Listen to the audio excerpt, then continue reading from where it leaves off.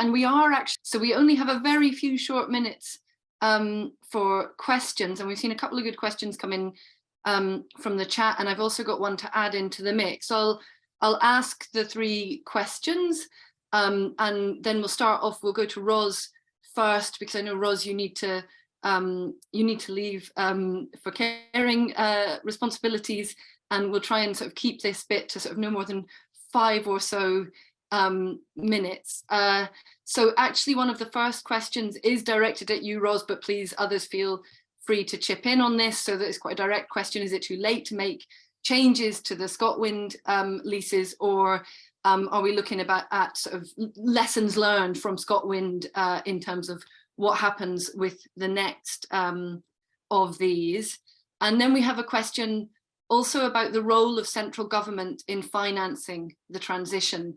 So the example that's used in the question is whether central government should be actually paying itself for example, the retraining of the workforce. And if so, where does this money come from? Or should we be compelling the private sector to pay? And then another question just to throw in the mix if you fancy answering this one as well.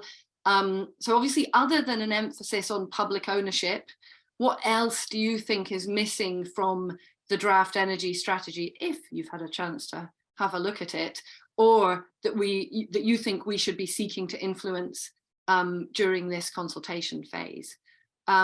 Okay, so over to you, Ros. Okay, thanks very much, Mary. And so apologies, I'm going to have to leave in about 5 minutes. I've got a school run that I need to do. So, but what I would say is, in terms of the ScotWind initiative itself, I think it's, we'd end up giving a lot of money to lawyers if we were to try and unpick what's already come to pass with ScotWind. And sadly, I spend a lot of my time talking about lessons that need to be learned by the Scottish Government. But I think, this is another lesson that needs to be learned. There will be other opportunities, there will be other rounds and other bids moving forward. But, there's been a lot. I certainly think it would be quite problematic to try and undo the ScotWind leases that have been given out already without facing some quite difficult questions there. But I'll let others who might have more expertise in that area go into that more. In terms of the, who should be, retraining workers, who should be paying for this?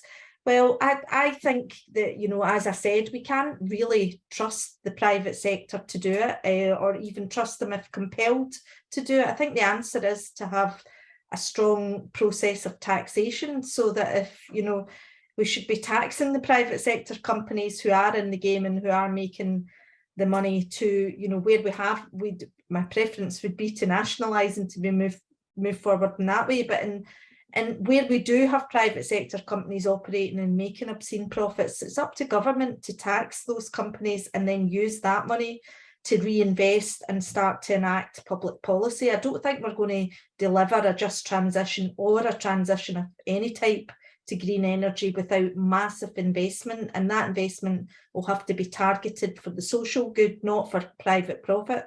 And in order to do that, the answer is going to be to tax effectively in order to give governments enough money to invest appropriately in training, in setting up new ways of doing things. And I thought Mika's contribution there about the sort of things that could happen if you bring together local government with national government and everybody buys into setting up public energy companies was really, really informative. It can be, where there's a will, there's a way. But for me, more progressive taxation actually of the people who've made the profits so far is going to be key to us transitioning to getting a public sector that can buy into these markets and start delivering and setting up the companies.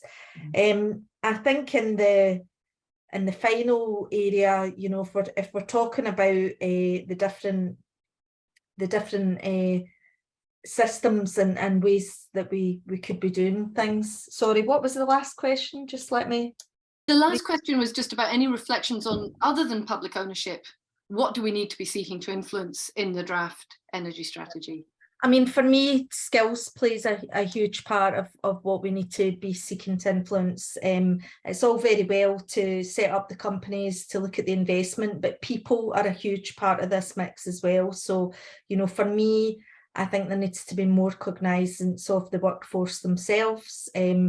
This is going to be complicated. We need a proper industrial strategy that needs to be linked up to a skills strategy. You need to have the workforce there and available, and they have to have the right skills for the industries that we're trying to introduce. And we're also going to need some people to still have the existing levels of skills. You know, it's going to be a complicated transition, and I think there needs to be a lot more work done to get that right, and the workforce have to be brought into that and centrally involved. They have a lot of views and opinions about where investment is missing. 90% of the skills of our offshore workforce, for example, can be transferred very easily into work in the renewables sector. So I'd like to see, there's been some good pilot work on that for things like the skills passport so far, but I'd like to see a lot more focus on that too. Great, thank you, Ros, and thank you for joining us this afternoon. Please just leave when you need to now. Sean and Mika, I'm going to come to you with the same questions. A couple of other questions have popped in the chat as well, so please feel free to reflect on them as you like in your answers. But I am going to ask you to keep your answers really brief because we're running quite significantly over time now. We're going to have to curtail the breakout groups. So please just keep your answers to a couple of minutes each, if that's okay. Sean first. Very, very quickly on the broader question of financing, and it came up in the contribution earlier from Craig about attracting foreign investment. This one of the pieces of data the Mexican president pointed to is that you can have 300 million in US dollars invested, but that investment is really to secure power purchase agreements that then 300 million comes in investment and 600 million goes out the back door over the next 15 years. Public financing is so much less expensive over the long haul than this form of investment.